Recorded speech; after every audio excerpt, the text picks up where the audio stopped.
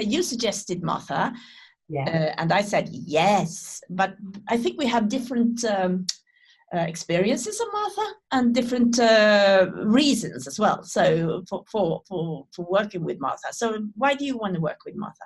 Or every time I watch it, it's very exciting, and it has a lot of humor. Also, it's not only the drama. It's a lot of humor, and it's a lot of darkness as well. So that combination, I really like it in a woman, to portray that, to go that way, to go the bold way. And what about you? I don't get Martha. Okay. Why? I mean, I get her intellectually. I get the psychology. I understand the psychology, but I don't feel her in my bones. I can't feel Martha in my bones, in my body. And when that happens to me, because that's what I got to do. Otherwise, I can't work really if I don't feel that in my bones. And when I don't do that, it's usually because I'm stopping myself. It's some part of this that I don't want to see, that I don't want to get to, that that I'm denying in myself. The kind of people that we don't want to be, that we don't want to recognize as, that's in our shadow. So if you get a part and like, I don't want to play that. Yeah, that's your shadow. It's you. It's the other side of the coin of you. Also, because I think that I'm actually another type of woman than Martha is. I haven't been married. I've been in relationships, lots of relationships, but I've also always been a solo player. I haven't, even when I've been in a relationship, it's been about two solo players, not about two people that are together.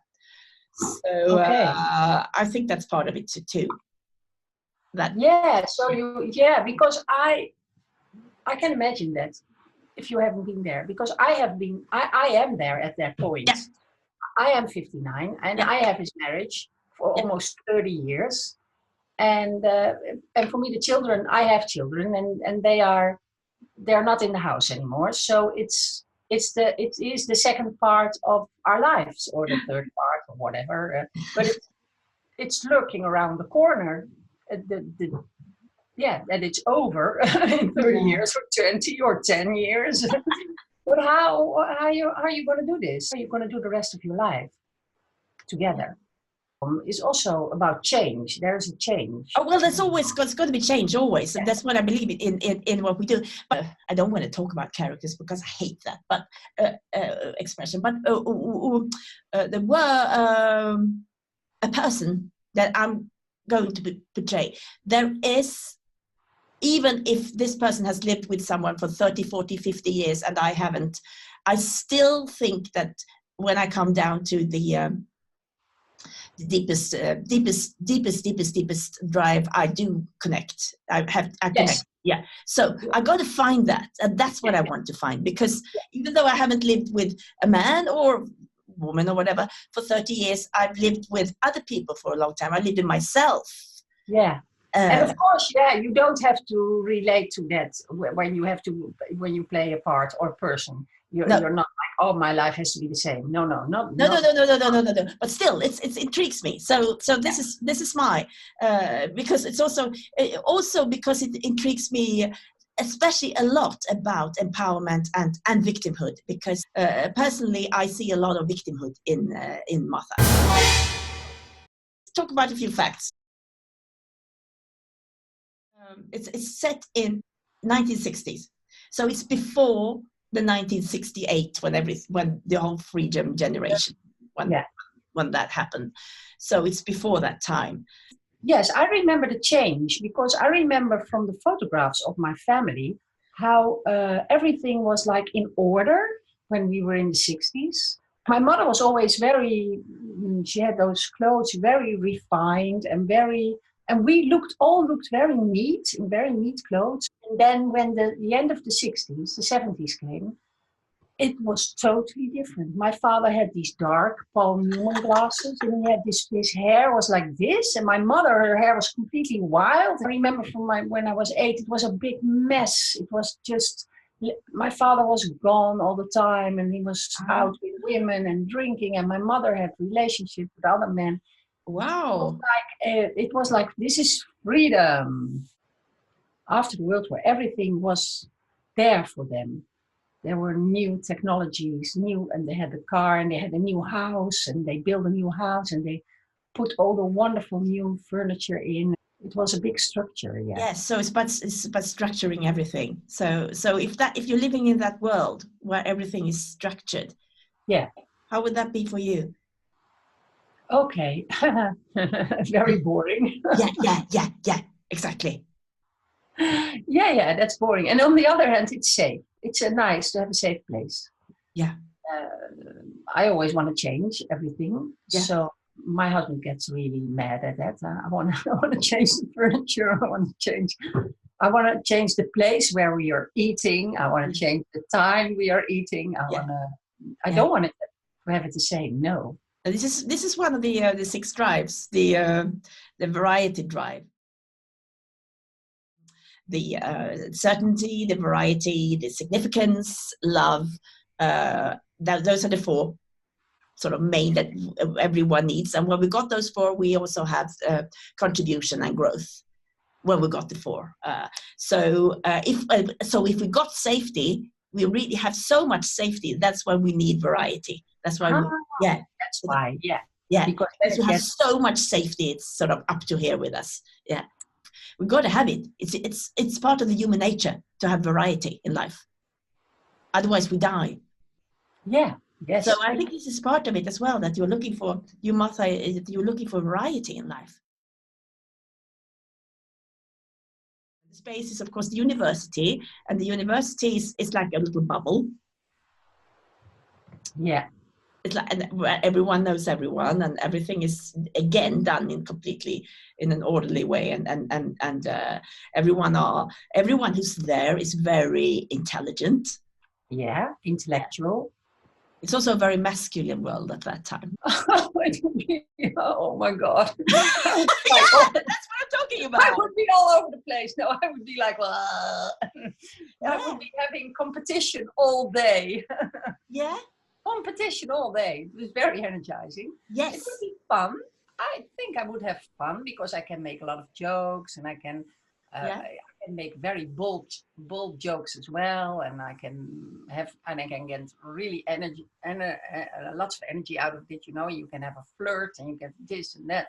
And on the other hand, it's not so safe for me. That's funny. The word empowerment was founded by Julian Rappaport, who was a social scientist, in 1981. And I think it's really, really interesting that it was in 1981, in the beginning of the 80s, which is the decade of empowerment. It's moving away from a deficit-oriented towards a strength-oriented perception. So going from the place where you haven't got anything to the place where you feel you got a lot. It's both the capacity to do this and the and to know that I can do this, and at the same time it's also doing it. So it's a very active, it's both the capacity and also doing it. So it's a lot about activity, about doing stuff. So empowering means also sharing and doing it with other people. Yes. So empowerment, as I say, is a two-way. That's what Rappaport says as well. It's doing it to yourself and doing it to others. It's a way to gain mastery over your own life. Yeah, and it's very strong words, because it gives more energy than when you say I need power. If you need power, you take it from somebody, and empowering. Not about taking, it's more about yourself. Yes. And about taking responsibility as well. And I think this taking responsibility is also very related to the acting. Yes. Now we're coming to the other side of the coin when it comes to power, and that's of course responsibility, because you can't have power without having to face the responsibility. And the other way around as well, that you if you take responsibility, you will get power in your life. You will feel empowered just by taking on a responsibility. So that's something I'm thinking about a lot in life when I feel powerless. How can I take the responsibility even for a small bit, so I can start to sort of feel empowered? And it's the same thing, of course. As always, the same thing in acting as in real life. But it's about taking responsibility. Always take responsibility for your choices in your acting. If the director tells you to do something and you do it, of course, don't do it because the director tells you to do it. You have to do it from your own choice. You have to do it from yourself, because otherwise you're just doing it as a reaction to the director. And when we are reactive, the audience will not watch someone who is just reacting. The audience watch someone who is proactive, who is doing something internally or externally, because that's the way the human eye is constructed in that way. Our human eye is constructed to watch the game that we're hunting on, that's moving. It's a moving target on a distance. That's what our eyes are pointed towards. That's where our eyes will get alerted. They will not get alerted if someone stands still. They will not get alerted if someone's passive. Then we will look at something else. Oh, it's passive. Oh, it's moving. Yeah. So that's with the acting as well. If you're doing things externally or internally. Or internally, yes. You always see somebody who's really in the acting, really working in his head, really figuring things out, or externally doing, or busy with solving the problem. Then you want to look at it. And if you don't want to, it's just... Because it's movement. So it's really important to take responsibility, because taking responsibility means that you have to start to do something. Yeah. You have to start solving the problem. This is I got responsibility there. How are we going to do it? Yeah, and when you do it, you go and work on the script or whatever, it comes from your place. Yes. So you'll find far more interesting things than when you're waiting for somebody else to tell you what to do. Absolutely, because otherwise you're more or less just a codependent person, sort of being, oh yeah, you tell me to do this. Oh yes, I'll do this. And it feels safe, because then you can say afterwards that, oh, it's such a shitty production or whatever, and it's the director's fault, and so on. So that's the way, that's the easy way out of it, of course. But it isn't a way. I mean, it's not a way. It's not a way for a human being to be in that position. No. It's not an honorable position to be in. Now, coming over to the other side of the coin, which is the victimhood. The idea that you or your group, together with other people, that you are due some compensation from one or more offenders. It's not acknowledging that I maybe play any part in this. Into allowing something to happen is also... that's doing something, actually. Yeah. And then you want them to pay for it while you are also it's different, of course, when you have been robbed or something. You want it back. Well. It's my responsibility that I have been robbed, but sometimes you want to get something. Oh, it's so very nice when you have been like a real victim. Yeah, it's good. It's very nice because you can feel like a child. Yeah, it's also a nice place to be. Yeah, because you're taking care of. You're taking care of other people. Take care of you, and it's human. We all are victims about 500 times a day. Of course, we are. We got to allow ourselves to hit that spot, but it's the staying there it's not very, very attractive to always be the one who's blaming other people. No, you don't want to go to those people. They are because they're very passive. Also, it's passive and it's negative. But that doesn't mean, which some people think sometimes, that you can't allow your sad, angry, hurt, devastated emotions to be there. No. Because they got to be there. So you got to be the victim for at least 5 seconds. in life as well, because otherwise it will all bottle up, and sometimes you will explode. And in your acting, it's just boring if we can't follow you, if we don't understand. If you see an actor and nothing is, oh, I'm fine and everything is good and everything, we don't identify, because that's not what we feel like. So we gotta allow that to happen. We gotta be the victim. I have this image, like you got to chew on it. You can also actually win by losing. Mm-hmm. Oh, that's interesting. Yeah, because sometimes the loss is the best win, actually, and to be sometimes it's to go on and fight when the cause is lost. That's also being a victim. Yeah, and then you're fighting for a relationship where you can already know that nothing comes from it, and then you're fighting, and then you're winning when you stop, or you're winning when you're losing it. Exactly. So that's winning by losing. So I don't think that we should say you should never be a victim. No, as an actor or when you're working, you should allow yourself to go to that place all the time, to go to that place, but it doesn't mean that you're staying there. No. But you have to allow yourself to be vulnerable at that place, to really feel that I am being hurt. Because otherwise we can't identify with you if you don't go there. No. And then not go to the place like that you're digging a hole and you're sitting in it. But that's when you're starting to enjoy it. You can even use that, I'm enjoying being a victim and this is my winning. I'm so enjoying being a victim. Then it's not victimhood anymore. Yeah. When it's a forward moving. When you're driving something, then it's not a victim, because a victim is not driving anything. So it's about the driving. Yeah. It's about So it's always about the responsibility that you're driving. Yeah. Because you're driving the car. You're starting to take responsibility, even for your victimhood. If you start with, I'm feeling so bad, and this will actually make me win, and I'm feeling so bad, then you're already then you're taking responsibility for that. I see, if I were Martha, I would feel that I'm giving away my power to George, because I'm dependent on George, whatever he does or doesn't do.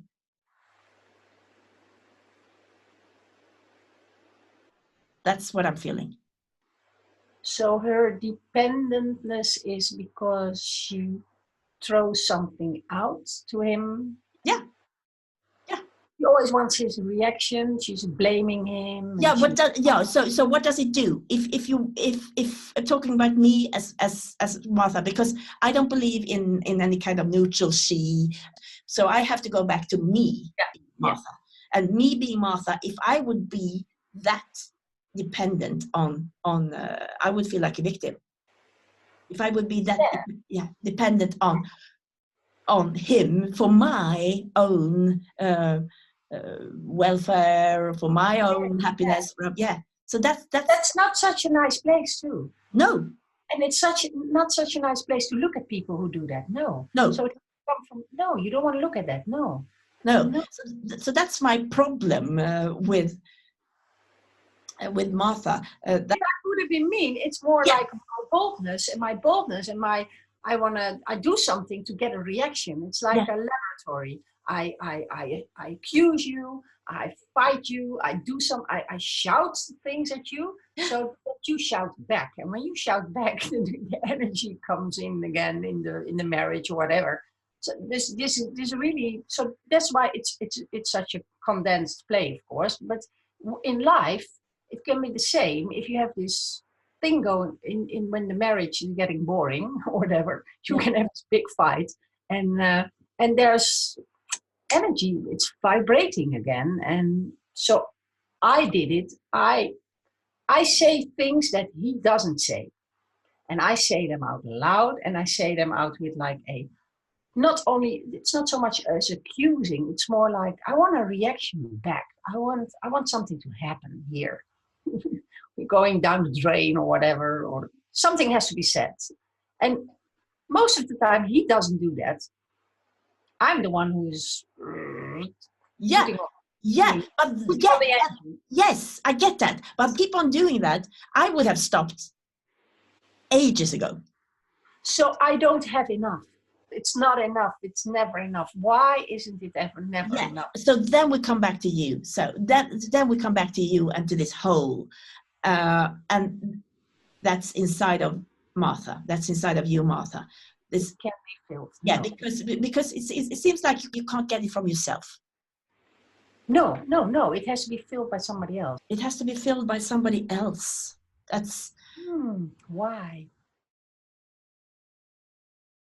If you want to know how to do the word, you can go back to see the second session of the series with Norman Bates, where it's a session called The Word, and there we explain how we do the word. But now we're just going to do it here. So, which hole is it that you, Elisa, need to fill with other people? I can't do it on my own. Yeah, that you need to fill with other people. Well, that has something to do with my work, I think. I can't work alone. No, I try to sometimes, but I can't. Work like writing things or acting. Of course, you have to do it in a group. For me, always, or there has to be a connection. No, but you can do acting alone. Of course, you can put on a camera in your home, and you can act something out. And I never do that. Of course. Why don't you do that? I need other people. I can't do it on my own. Somebody has to put on the engine with me. Somebody has to come with an idea and say, "Hey, Lisa, let's do it." And then I'm like, "Yeah, I'm gonna do it." I can't start it on my own. No, that's terrible. Because it's too dependent. Again, but it's not. But I like it with people. I don't like it to do it on my own. Okay, so let's write. Let's write about the word. So let's start with. Now we're going to start. Yeah, good pen, good pen. So and good big pad. Good. When I act, I need someone else to put on the engine. Because.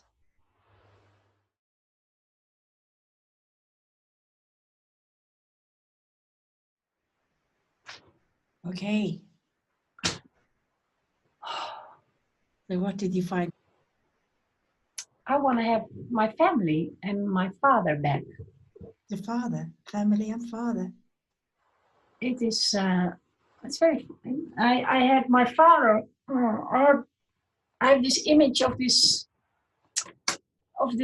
chaotic family with so many people, and my father always sitting on the head of the table, making jokes. He was making the jokes. He was telling these long stories, always funny. He was like, he was a stand-up comedian in this house with so many people, because I have so many brothers and sisters. We were with 7, and there were always assistants there and maids even, and we were always eating with 12, 13 people. My father was always joking and making the fun and having these wonderful things that he said about what he experienced, and you were always waiting for him to make the fun, to have the chaos.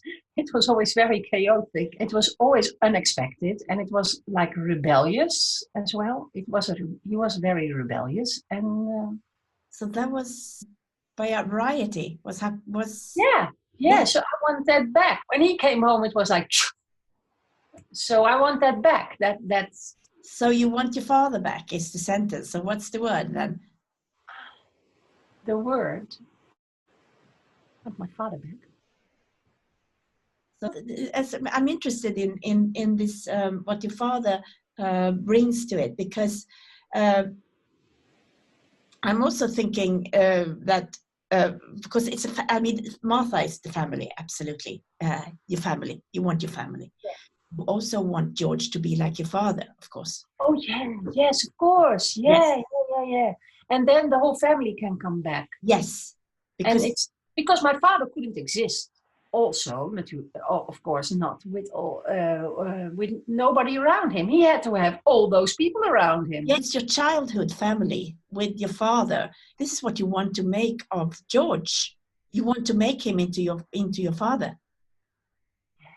So he can be in this variety life of your family. He can be the safety,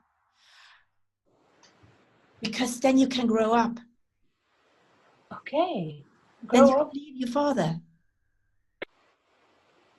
You, Martha, can leave your father if George plays that part instead. Because you've never grown up. Martha's never grown up. Martha, you're a child. So if he gets to be like my father, then I can leave my father and then I'm grown up in my 50s. Yeah, because that's the next episode in my life. I have to get to the next episode in my life. Yes. How do I do that? And then the betrayal, and he says my child, and I want a child, you know. And you want a child because they think that's part of being the family. But then when he breaks that bubble, he's being a real, like your father. He's being real, like your father. So then you can leave your father. Yeah. And be a grown-up. Yeah. So that's the father image here. So that's why I want so then it has a positive goal, why I'm accusing him and why I am... become my father. I want him to be something. I can relate to that, Yes. I sometimes wish to with my husband. Then you're free of your child, of your image of yourself as a child. We're about the same age. Yeah. Yeah, I think it happens now. I don't think that happens growing up, happens when you're 20 or when you're a teenager. I think it happens when you're 50. The real grow up, yeah. The real insights. The real growing up. And the real change that you make, like, I'm not going to be fucked by anyone, or you're not going to fuck me. Or I wish I had, and I think by myself, I wish I said that when I was in my 20s. Exactly. I think exactly. Lots of insights here from the word. Yeah, wonderful. Yeah. Next time we are digging into femininity and masculinity, and I'm looking forward to this. Wow. Yeah. After this, I'm like, oh, what's going on? I'm going to do 8 more sessions. I'm starting to like Martha already. Okay. Sorry, I shouldn't like her already today. Okay. Yeah, because she comes from this place where you have been too. And that's what it is, and that's what I need to find. That's what I need to find. For me, it's not just Martha. For me, it's all these sort of loud-mouthed, narcissistic women that's been around in my life that I can't handle, and I'm scared of them. Patrik Kukula, Oscar Sperli, Pontus T. Pagler, Erik Nilgaard, Daniel Edvardsen, Anna-Lou Frans, Eline Lundeberg, Herman Bolton, Ivar Ohm, Johan Salberg, Bachid van Dozen en Soren Rossen.